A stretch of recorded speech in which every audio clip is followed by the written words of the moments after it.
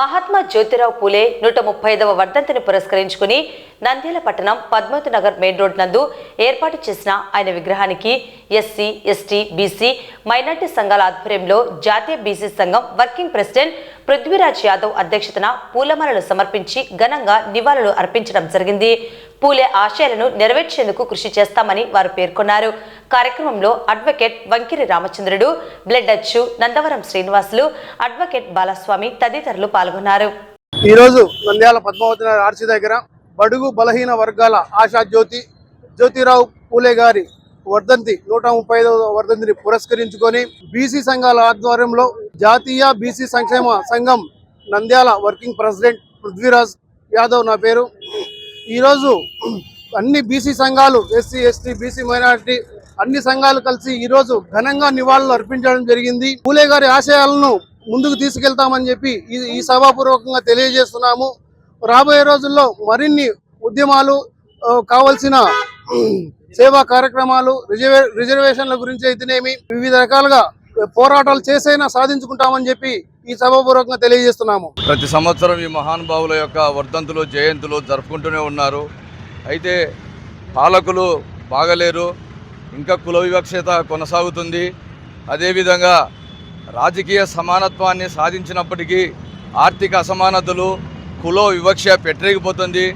ఈ దేశంలో మనువాద పాలకులు మరి ఎస్సీ, ఎస్టీ, బీసీలను విస్మరిస్తూ వీరికి కేటాయించినటువంటి బడ్జెట్లో వీరి కోసం ఖర్చు చేయకుండా మరింత పేదరికానికి నెట్టివేయబడుతున్నారు.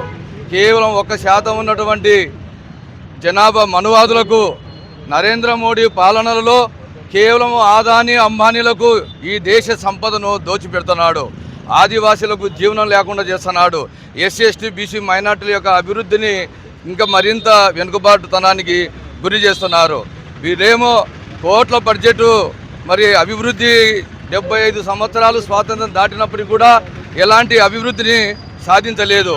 అదేవిధంగా సాంప్రదాయ విశ్వవిద్యాలయాల్లో మేము యూనివర్సిటీలలో చదువుకునే రోజుల్లో మరి స్కాలర్షిప్ ఇచ్చేవాళ్ళు, స్టైఫండ్ ఇచ్చేవాళ్ళు, భోజన వసతులు కల్పించేవాళ్ళు.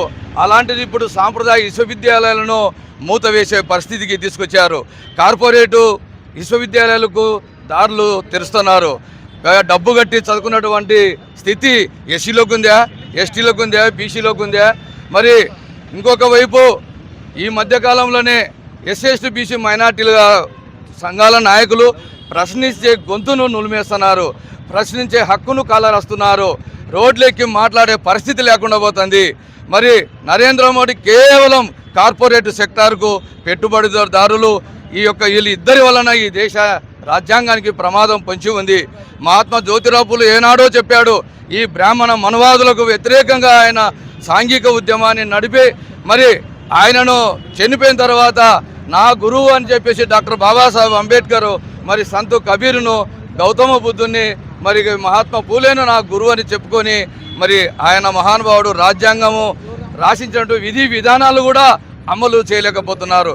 ఆయన రాజ్యాంగ పరిషత్తుకు ఆ రోజు చెప్పాడు, మీరు రాజకీయ సమానత, ఓటు ద్వారా రాజకీయ సమానత ఉంది కానీ ఆర్థిక సమానత లేదు, వివక్ష ఉంది. ఎస్సీ, బీసీలకు భూములు లేవు, మొత్తము కార్పొరేట్ మయమైపోయింది, పెట్టుబడిదారులు మాయమైపోయింది, వేల ఎకరాలు, లక్షల ఎకరాలు వీళ్ళ మాయమైపోయినాయి. ఈరోజు జ్యోతిరావు పూలే గారి వర్ధంతి సందర్భంగా ఆయనను స్మరించుకుంటూ ఆయన ఎన్నో గొప్ప సేవా కార్యక్రమాలు చేయడం జరిగింది. ముఖ్యంగా చెప్పుకోవాలంటే స్త్రీ విద్య కోసం, అంటే ఆడవాళ్ళ అభ్యుదయ కోసం ఎంతోగా పోరాడిన గొప్ప వ్యక్తి ఆయనని ఈరోజు స్మరించుకుంటూ ఈరోజు నంద్యాల జిల్లాలో ఆయన విగ్రహానికి పూలమాలలు వేసి పెద్దగా కార్యక్రమం చేయడం జరుగుతుంది.